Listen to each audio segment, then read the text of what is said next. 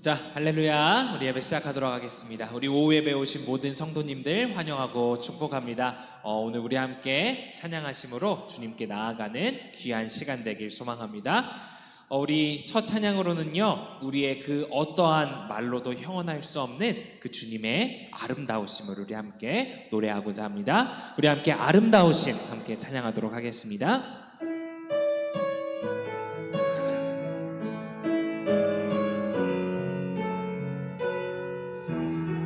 우리의 온 마음과 정성 다하여 함께 찬양합니다. 내 안에 주를 향한, 내 안에 주를 향한 이 노래, 영원한 노래 있으니, 날 향한 주님의 크신 사랑 영원히 찬양하리라. 십자가 그 사랑, 십자가 그 사랑 찬양하리. 날 구원하신 그 사랑, 내 삶을 드려 찬양하리라. 놀라우신 주의 사랑 영원히 찬양하리라. 영원히 찬양하리라. 아름다우신, 오 놀라우신, 영원할 수 없는 사랑, 오 위대하신 하나님의 사랑 영원히 찬양하리. 아름다우신, 아름다우신,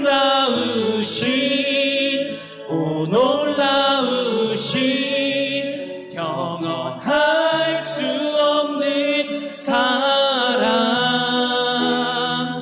오 위대하신 하나님의 사랑 영원히 찬양. 우리 이번에는 우리의 목소리로 고백합니다. 아름다우신, 아름다우신, 오 놀라우신, 영원할 수 없는 사랑 하신 하나님의 사랑 영원히 찬양하리.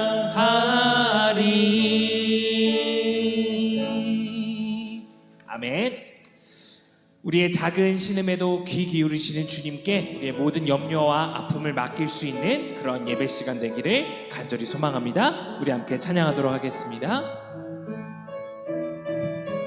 괴로울 때, 괴로울 때 주님의 얼굴 보라. 평화의 주님 바라보아라. 세상에서 시달린 친구들아, 위로의 주님 바라보아. 눈을 들어 주를 보라. 눈을 들어 주를 보라. 내 모든 염려 주께 맡겨라. 슬플 때에 주님의 얼굴 보라. 사랑의 주님 안식 주리라. 힘이 없고 내 마음 연약할 때 능력의 주님 바라보아라. 주의 이름 부르는 모든 자는 힘주시고 늘 지켜주시. 우리 함께 고백합니다. 눈을 들어 주를 보라. 내 모든 염려 주께 맡겨 보라. 슬플 때에 주님의 얼굴 보라.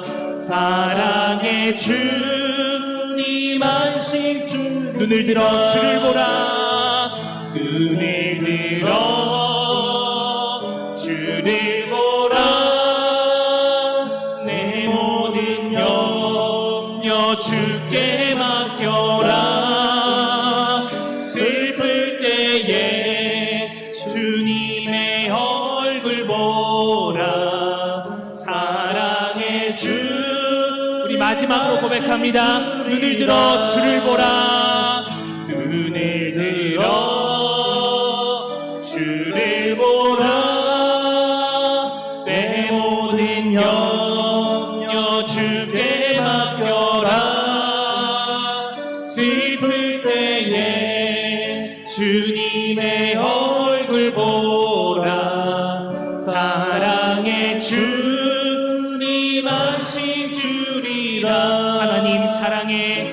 하나님 사랑의 눈으로 너를 어느 때나 바라보시고 하나님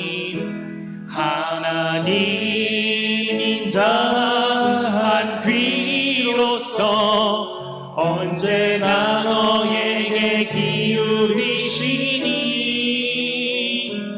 어두움에 밝은 빛을 비춰주시고 너의 작은 신음에도 응답하시니 너는 어느 곳에 있든지 주를 향하고 주만 바라볼지라.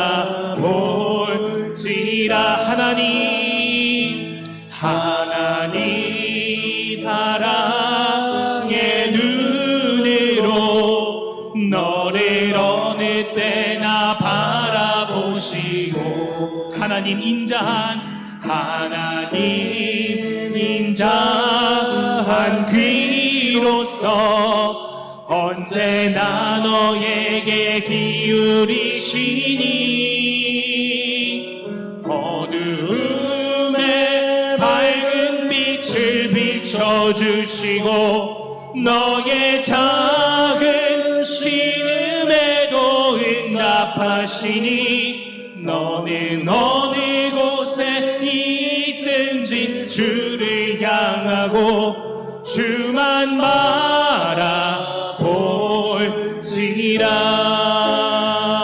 바라볼지라. 우리 시간 함께 기도하기를 간절히 소망합니다. 우리 시간 함께 기도할 기도의 제목은요, 주님 우리가 괴로울 때 온전히 주님을 기억해 하옵소서. 우리 이렇게 기도하면 좋겠습니다. 주님을 믿는다고 우리의 모든 어려움과 우리의 모든 아픔이 마치 요술방망이처럼 사라지는 것은 아닙니다. 하지만 우리가 주님을 믿고 주님을 의지하며 우리의 아픔과 슬픔에 직면할 때 우리는 어두움 가운데 떨어지지 않을 것입니다. 회복치 못할 아픔의 길로 나아가지 않을 것입니다.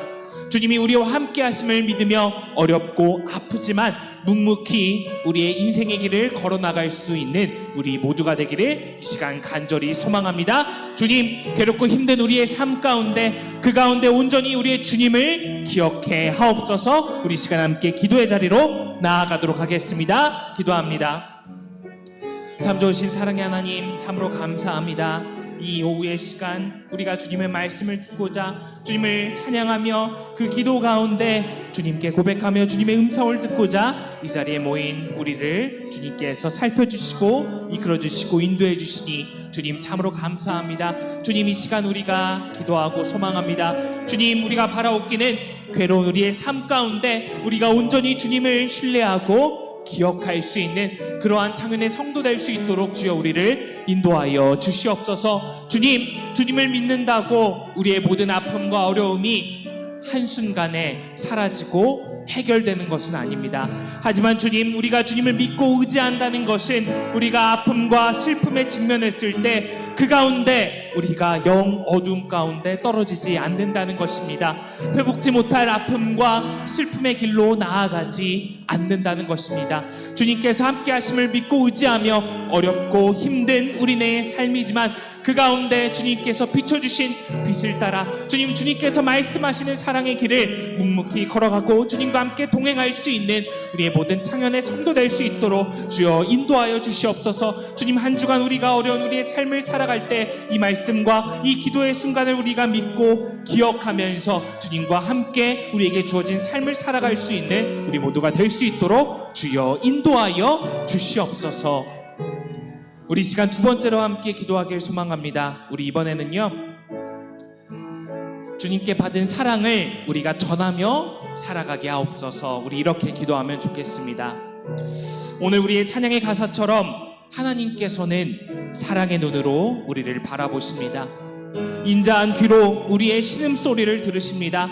어두움 가운데 밝음을 우리 가운데 비추시는 주님이십니다. 주님, 우리가 이 시간 간절히 원합니다.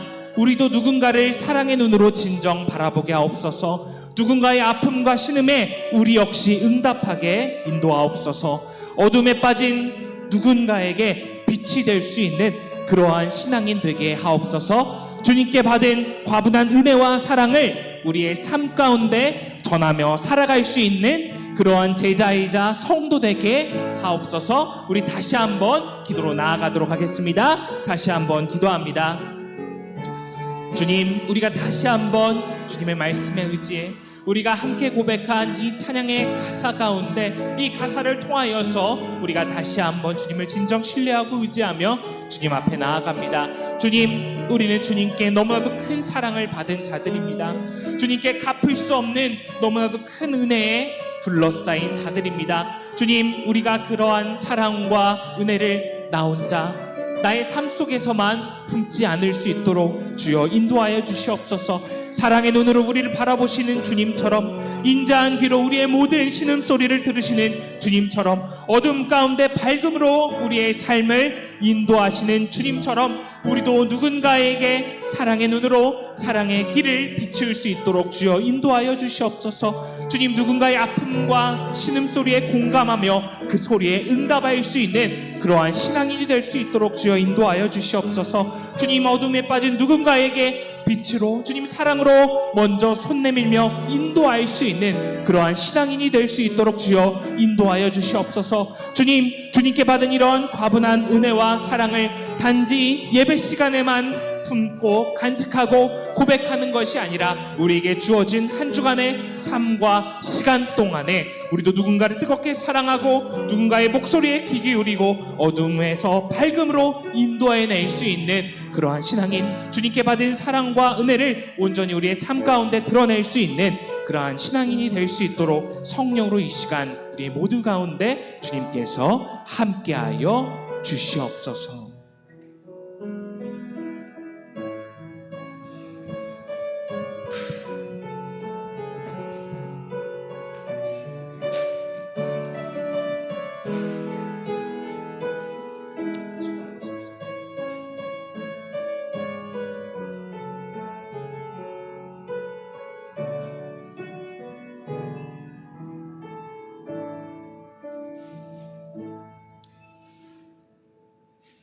사랑과 은혜가 충만하신 아버지 하나님, 사순절 넷째 주일 오후 예배로 찬양과 말씀 앞에 주 앞에 나아갈 수 있도록 인도해 주신 것 진심으로 감사합니다.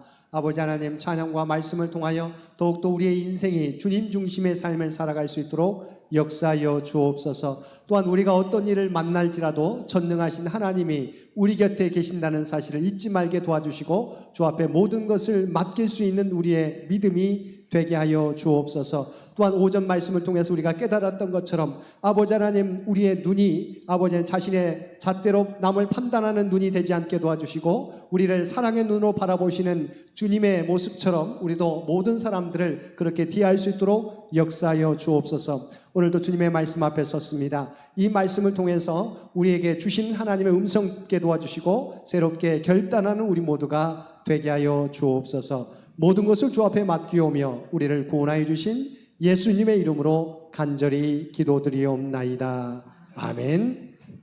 오늘 우리에게 주신 하나님의 말씀 로마서 1장 17절 말씀입니다. 로마서 1장 17절 말씀 우리 로마서의 주제 말씀, 주제 성구이기도 한 말씀입니다. 로마서 1장 17절 말씀. 우리 한 목소리로 로마서 1장 17절 말씀 한 목소리로 함께 봉독하겠습니다. 복음에는 하나님의 의가 나타나서 믿음으로 믿음에 이르게 하나니 기록된 바 오직 의인은 믿음으로 말미암아 살리라 함과 같으니라. 아멘. 이 말씀 계속해서 여러분 좀 줄로 표시해 주시고요. 좀 이따 우리 말씀 시간에도 함께 나누도록 하겠습니다. 이 시간 이 예배를 위해서 한나의 회원들 나오셔서 특송해 주시겠습니다.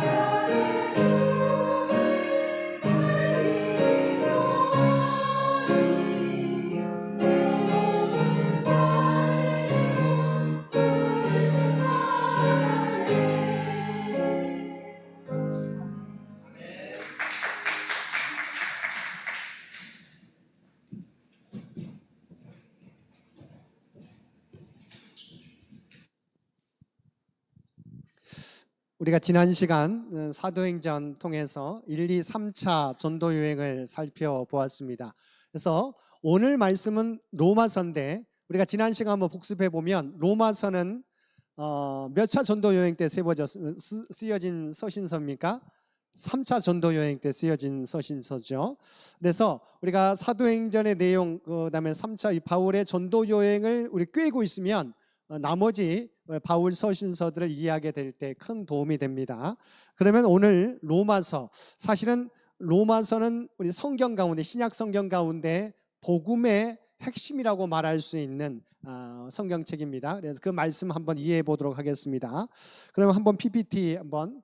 자, 로마서는 누가 쓴 건가요? 우리가 잘 알고 있는 것처럼 사도 바울이 3차 전도 여행 가운데 고린도에서 썼다는 거죠. 로마서는 사도 바울에 의해 쓰여졌다. 근데 사실은 로마서 내용에 따르면 바울은 여러 번 로마 방문을 시도했습니다. 그러니까 사실은 지금 가한 게 아니에요. 가보지 않았습니다. 그런데 뭐예요? 번번이 가지 못했습니다. 그렇지만 가지 못했지만 그럼에도 불구하고 그는 여전히 로마 교회를 방문하고 싶다는 사실을 계속 말하게 됩니다. 그래서 로마 성도들에게 자신의 방문을 준비시키고자 뭘 썼어요? 바로 로마서를 기록했다. 다시 말하면 로마서는 바울이 가본 적이 있는 교회가 아니에요. 가보지 않았습니다. 여러 차례 가보려고 했고 또한 시도했지만 아직은 가보지 못했어요. 그렇지만 좀 이따 살펴보겠지만 여러 사람들을 통해서 로마 교회에 대한 소식을 듣게 됩니다. 그래서 다시 한번 로마에 가고자 하는 목적을 밝힙니다. 그래서 그래서 그러하여금 로마 교회도 준비케 하도록 하기 위해서 로마서를 썼다. 우리가 바로 로마서의 배경은 우리가 지도에서 살펴보는 것처럼 3차 전도 여행의 끝 무렵에 들어선 때, 자, 이 아가야 고린도 지역 넘기겠습니다. 바로 이 고린도 지역에서, 그래서 우리가 잘 알고 있는 것처럼 에베소는 소아시아 지역의 전초기지, 고린도는 이 유럽 지역의 전초기지인데 이곳에서 로마서를 쓰게 되었고 시기는 57년, 이 시기를 좀 주목해 보시기 바랍니다. 로마서를 쓴 때가 57년, 58년경에 이 고린도에서 로마서를 쓰게 되었다라고 하는 것이죠. 자, 근데 이 내용은, 자, 복음을 전하는 것도 있었지만 사실은 예루살렘에 기근이 들었어요. 그래서 이 전도 여행을 하게 되면서 아가야와 마게도냐 지역, 마게도냐, 데살로니가, 또한 데살로니가, 빌립보, 데살로니가, 베리아 지역이 마게도냐 지역입니다.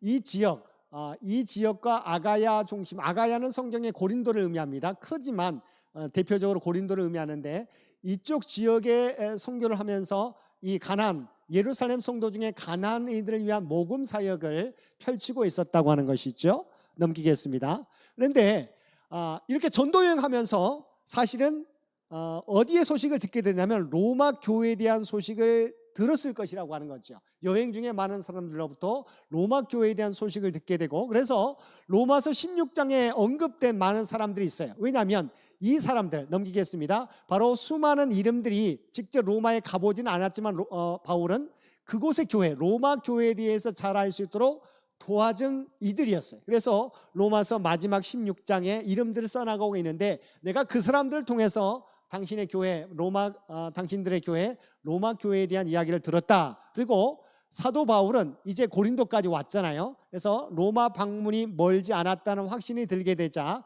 그의 우리가 비석적인 더디오로 하여금 구술을 하게 되었어요. 구술을 하게 되어서 바로 더디오가 이 바울의 모든 내용을 적어서 로마 서신을 작성해서 보내게 되었다라고 하는 겁니다. 로마서는 바울의 비서격인 더디오를 통해서 로마 교회에 보내게 되었다. 자, 그러면 로마서의 기록 목적이 뭐냐? 아직은 가보지 않았지만 로마 교회의 성도들이 믿음에 굳게 서도록 돕고자 하는 의도가 있었습니다. 그들이 믿음에 굳게 서도록 돕고자 하는 목적. 두 번째는 뭐냐?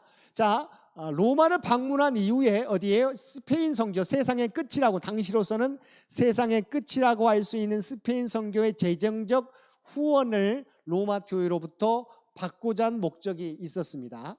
세 번째는 아까 우리가 방금 전에 살펴봤던 것처럼 지금 복음을 전파하기도 하지만 기근이든 예루살렘 교회 가난한 자를 돕기 위한 후원 모금을 하게 되잖아요.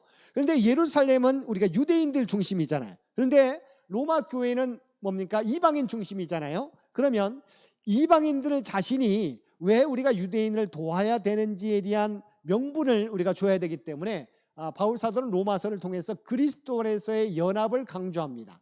그러니까 처음에는 믿음을 로마의 교회 성도들의 믿음을 굳게 서도록 하기 위해서, 두 번째는 앞으로 있게 될 스페인 선교의 재정적 후원을 모금하기 위해서, 세 번째는 그리스도 안에서의 연합, 비록 이방인이지만, 본인들은 이방인이지만 예루살렘에 있는 유대인들을 돕고자 그리스도 안에서 우리는 한 형제다라고 하는 부분들을 강조하고 있다고 하는 것이죠. 자, 중요한 부분은 로마 교회를 누가 세웠을까라고 하는 거죠. 로마 교회를 여러분 누가 세웠다고 생각하십니까?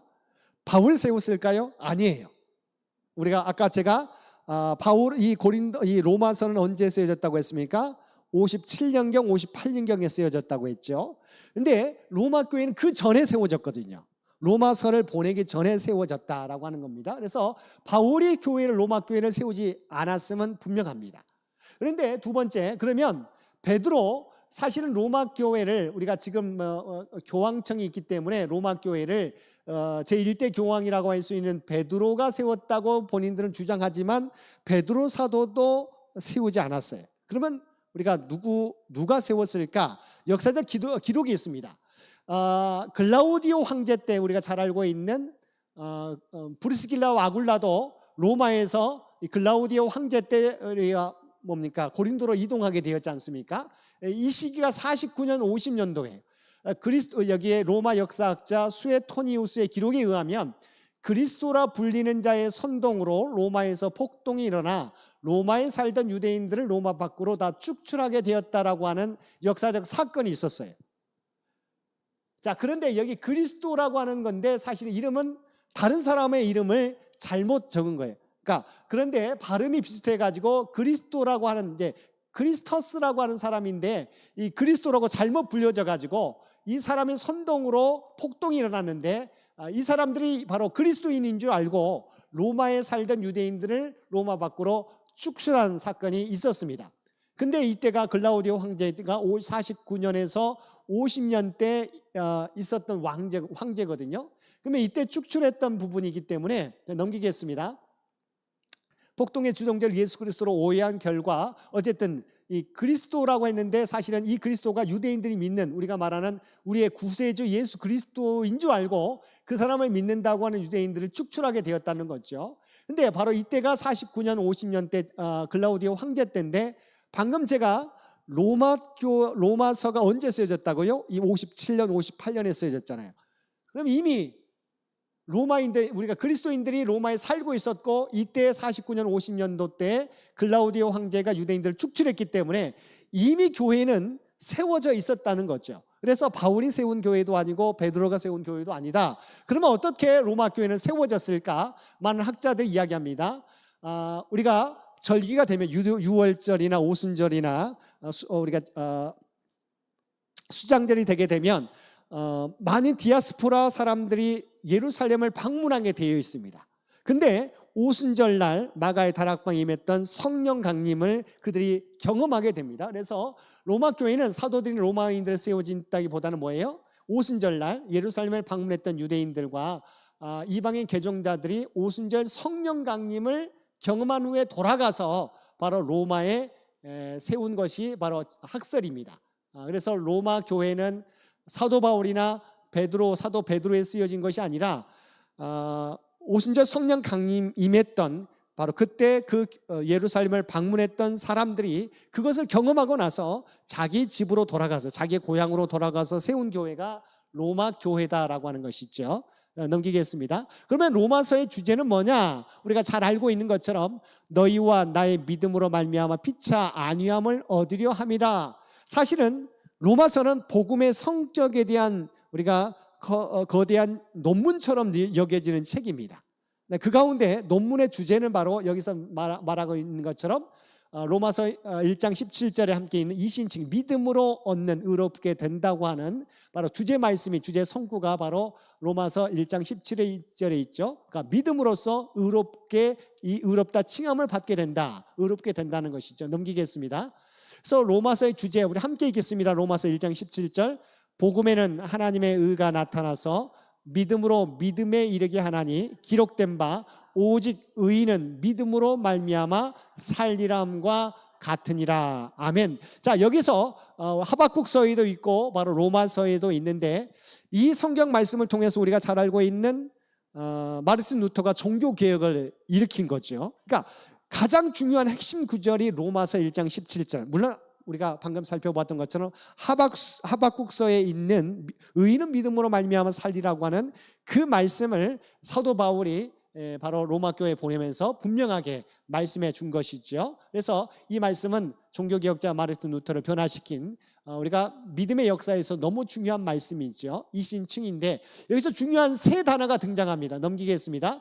여기 보면 의라고, 하나님의 의, 그 다음에 이것은 하나님의 의는 어떻게 얻을 수 있어요? 바로 믿음으로 믿음에 이르게 한다. 믿음으로 얻습니다. 그런데 믿음으로, 오직 의인은 믿음으로 말미암아 산다. 여기서 하나님의 의로움은 믿음으로 우리가 얻게 되고 또한 믿음으로 삶으로 이게 나타나야 된다라고 하는 것이죠. 믿음으로 말미암아 산다. 그래서 이 부분 1장 17절 말씀의 세 단어, 하나님의 의, 믿음, 또한 살리라고 하는 단어. 그래서 의로움과 믿음, 삶은 로마서 핵심 세 가지 중요한 단어 가운데 세 단어다라고 하는 것이죠.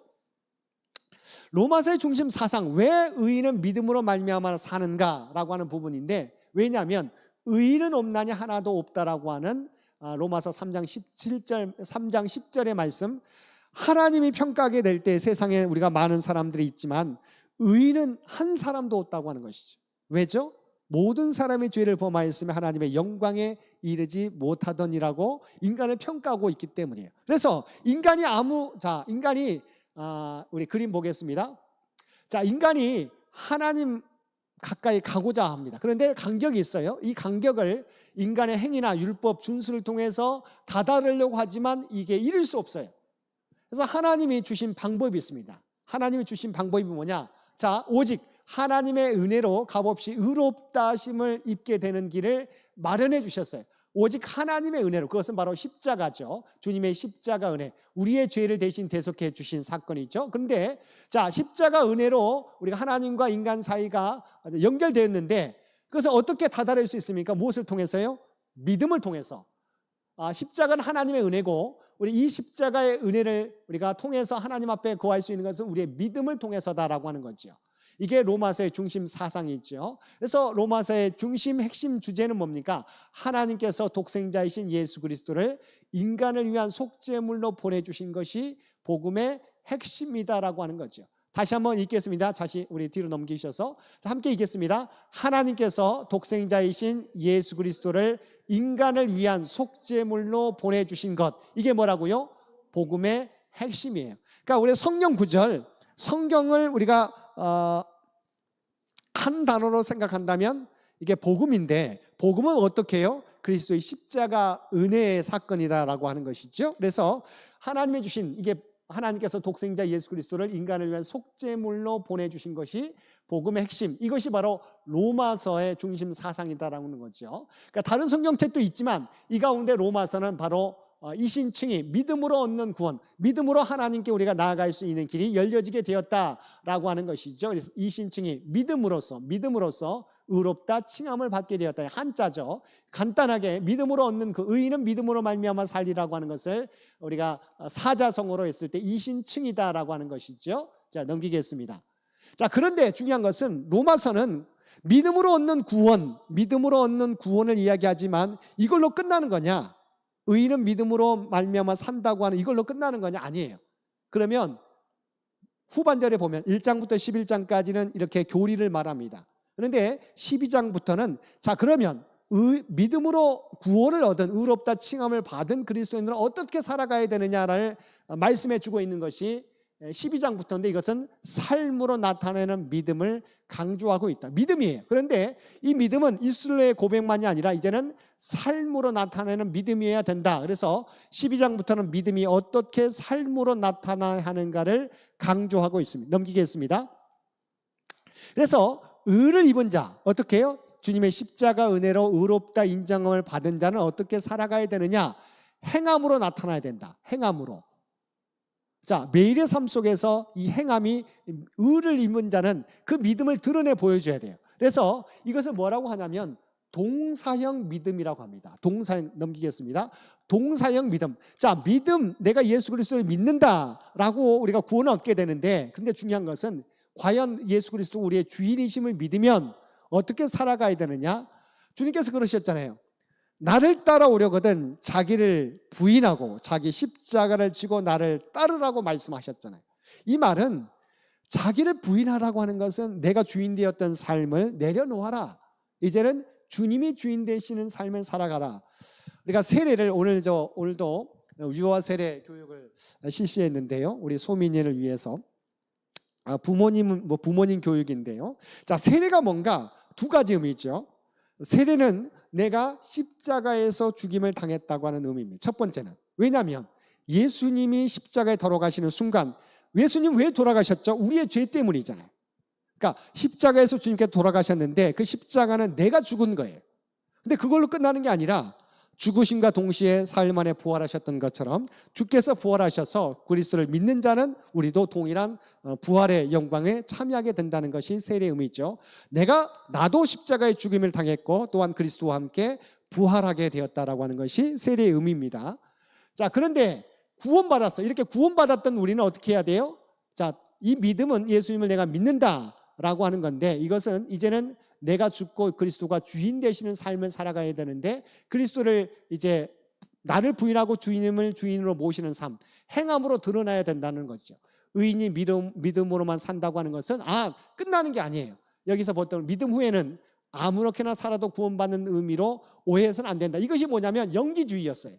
영지주의는 우리의 영혼은 귀한 거고 우리의 육신은 우리가 나쁜 거다라고 생각했습니다. 천한 거라고 생각해요. 그래서 이미 우리는 우리의 영혼의 구원을 받았기 때문에 어떻게 살아가도 괜찮다고 했어요.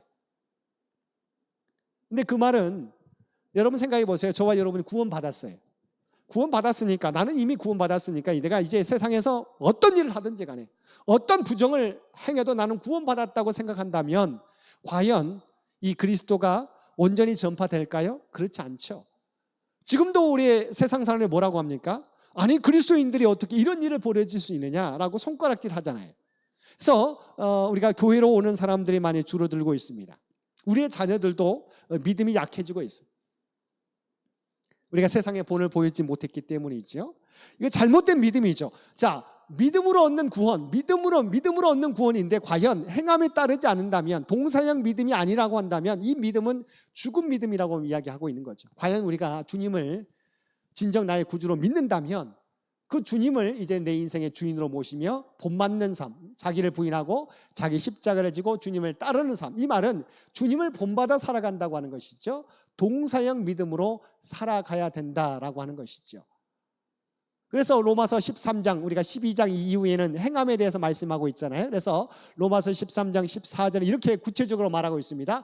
예수 그리스도로 옷 입고예요. 옷은 뭐예요? 예수 그리스도의 행함을 본받는, 예수 그리스도를 닮아가는 모습이죠. 예수 그리스도로 옷 입고 내 정욕, 내가 주인 되고자 하는 내 욕심, 내 욕망을 위하여 육신의 일을 도모하지 말라. 이제는 예수 그리스도로 옷 입어야 된다. 왜냐하면 나는 죽고 예수 그리스도가 내 안에서 주인 되시는 삶을 살고 있기 때문에 이제는 예수 그리스도를 닮아가는 삶을 통해서 정욕을 위하여 육신의 입을, 예전 삶, 육신의 일은 내 자아가 주인 되는 삶이죠. 육신의 일을 도모하지 말라고 말씀해 주고 있다고 하는 것이죠. 그래서 중요한 부분은 믿음으로 얻는 구원, 이신칭의를 말하고 있지만 12장부터는 그 믿음으로 얻는 구원이 어떤 삶인가를 생활로서 나타내야 된다고 교훈해 주고 있습니다. 자, 그래서 중요한 결론입니다. 우리의 삶이 예배임을 강조되어 있다. 로마서는 두 가지입니다. 첫 번째는 믿음으로 얻는 구원. 왜냐하면 인간이 아무로 행위로 율법을 준수함으로 하나님 앞에 가까이 갈 수 없어요. 그래서 하나님께서 은혜로 얻는 구원의 길, 하나님에 이르는 길을 보여주셨는데 그것이 십자가의 은혜죠. 그 길은 믿음을 통해서 가게 된다. 그래서 의인은 믿음으로 말미암아 살리라라고 하는 중요한 핵심 구절을 우리에게 말씀해 주셨습니다. 그런데 믿음으로 얻는 구원은 어떤 삶이냐? 12장 이후에 나와 있는 것처럼 바로 동사형 믿음으로 이제는 예수 그리스도의 옷을 입고 살아가는 삶이다. 쉽게 말하면 예수 그리스도의 옷을 입었다고 하는 것은 예수 그리스도의 모습을 닮아가는 삶이다라고 하는 것이죠. 이게 로마서의 핵심입니다. 우리가 잘 알고 있는 로마서는 11장까지는 믿음으로 얻는 구원에 대해서, 12장부터는 그러면 믿음으로 얻는 구원의 삶을 어떻게 살아가야 될 것인가를, 그것은 그리스도의 옷을 입고 살아가는 것이다, 주님의 모습을 닮아 살아가는 것임을 말씀해 주고 있습니다. 우리가 로마서는 너무도 잘 알고 있는 말씀입니다. 이 말씀, 그 가운데 믿음으로 얻는 구원과 그 믿음으로 얻는 구원의 삶은 어떤 삶인가를 분명히 설명해 주고 있습니다. 우리 신앙을 구체적으로 로마서를 통해서 전체적으로 보여주고 있는 것이지요. 우리가 사순절 기간을 보내고 있습니다. 사순절 기간은 어떤 절기보다도 우리가 그리스도의 십자가 고난을 묵상하는 절기입니다. 이 절기를 통해서 우리가 좀 더 십자가 은혜에 더 가까이 나아가야 된다고 하는 것이죠. 이 말은 무슨 말이냐? 다시 한번 내 중심의 삶이 아니라 그리스도 중심의 삶을 살아가는 것을 연습하는 것이다 라고 하는 것이지요. 사순절 기간 동안 우리가 말씀을 통독하고 예배에 참여하면서 기도하고 있는데요, 그 삶을 통해서 사순절 기간 동안 말씀을 통해서 묵상하면서 나는 어느 정도까지 지금 주님을 따라가고 있는가를 한번 점검해 보시기를 바랍니다. 우리의 모습이 정말 주님을 따르는 삶에서 많이 미치지 못한다고 한다면 우리의 신앙은 한참 부족한 것이지요. 우리가 다 이뤘다고 생각하지 마시게 되길 바랍니다. 과연 내 인생은 과연 어느 정도 주님을 따라가고 있는가를 생각해 보시는, 그것이 바로 그리스도인의 진정한 삶이라고 하는 것, 오늘 오전에도 살펴보았잖아요. 과연 우리의 눈은 어떤 눈인가를 바라봐야 되는 거죠. 여전히 우리가 그리스도를 믿지만 여전히 내가 내 잣대로 사람을 평가하고 세상을 바라볼 때가 많이 있습니다. 저도 마찬가지죠. 근데 이게 변화돼야 돼요. 내 눈이 아니라, 내 잣대가 아니라 이제는 주님의 눈을 가지고 주님의 잣대대로 세상을 바라볼 수 있고 사람들을 바라볼 수 있어야 된다. 다시 한번 로마서의 말씀을 통해서 믿음으로 얻는 구원은 우리의 동사형 믿음으로 나타나야 된다는 사실을 기억하고 우리의 삶 가운데 이제는 그리스도의 옷을 입고 살아가실 수 있는, 그리스도를 닮아갈 수 있는 저와 여러분 모두가 되시기를 주님의 이름으로 간절히 축원드립니다. 함께 기도드리겠습니다. 사랑과 은혜가 충만하신 아버지 하나님, 로마서의 말씀을 통해서 우리가 어떻게 구원에 이르게 되는지, 또한 구원 얻은 삶은 어떤 삶을 살아가야 되는지 깨닫게 해주시니 진심으로 감사합니다. 오직 믿음으로 얻는 구원인 것을 고백합니다. 또한 믿음으로 얻는 구원의 삶은 주님의 모습을, 주님의 옷을 입고 살아가는 삶인 것을 또한 고백합니다. 아버지 하나님, 우리가 다 이루었다고 교만하지 않게 도와주시옵소서. 우리의 삶 가운데 이제는 그리스도의 모습을 닮아가는 우리의 믿음의 삶이 되게 하여 주옵소서. 내 옷이 아니라, 내 잣대가 아니라 아버지 하나님, 그리스도의 모습, 그리스도의 옷을 입고 살아갈 수 있는 우리 모두가 되도록 역사하여 주옵소서. 사순절 기간이 점점 더 주께 더 가까이 나아갈 수 있는, 주님의 모습을 더욱더 닮아갈 수 있는 귀한 믿음의 체험이 있는, 믿음의 변화가 있는 아버지의 절기가 되도록 우리 모두를 주의 도구로 사용하여 주옵소서. 이 모든 간구 우리를 구원하여 주신 예수님의 이름으로 간절히 기도드리옵나이다. 아멘. 우리 찬송 부르기 전에 이번 주부터 수요 성서 연구가 이제 오전 11시에 있게 됩니다. 좀 변화를 주었습니다. 구역 예배도 함께 드리고자 하는데 1구역, 2구역입니다. 이 말은 1구역, 2구역만 참여하라는 게 아닙니다. 중점적으로 1구역, 2구역이 참여하실 때, 그러나 우리가 많은 분들 참여할 수 있는 모든 분들이 참여할 수 있습니다. 그리고 특별히 이제 수요 예배가 11시에 있기 때문에 예배를 드리고 간단하게 구역원들과 함께 기도의 제목 나누고 기도한 다음에 우리가 식사도 할 거예요. 그래서 우리가 구역 예배, 수요 성서 연구와 더불어서 이제 친교도 이루어지게 됩니다. 그래서 조금 우리가 변화되었지만 우리가 새로운 변화에 맞춰서 많은 분들이 시간 되실 때 함께 참여해 주셨으면 고맙겠습니다. 우리 다 함께 찬송 545장 함께 찬송 부르시겠습니다. 545장 함께 찬송 부르시겠습니다.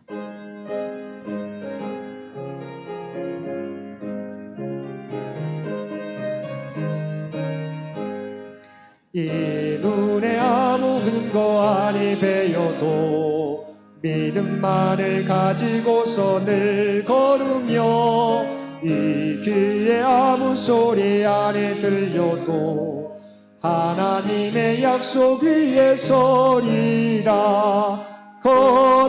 걸어가세 믿음 위에 서서 나가세 나가세 의심 버리고 걸어가세 믿음 위에 서서 눈과 귀에 아무 증거 없어도 이 눈이 보기에는 어떠하든지 이미 얻은 증거대로 늘 믿으며 이 맘에 의심 없이 살아갈 때에 우리 소원 주 안에서 이루리 걸어가세 믿음 위에 서서 나가세 나가세 의심 버리고 걸어가세 믿음 위에 서서 눈과 귀에 아무 증거 없어도 주님의 거룩함을 두고 맹세함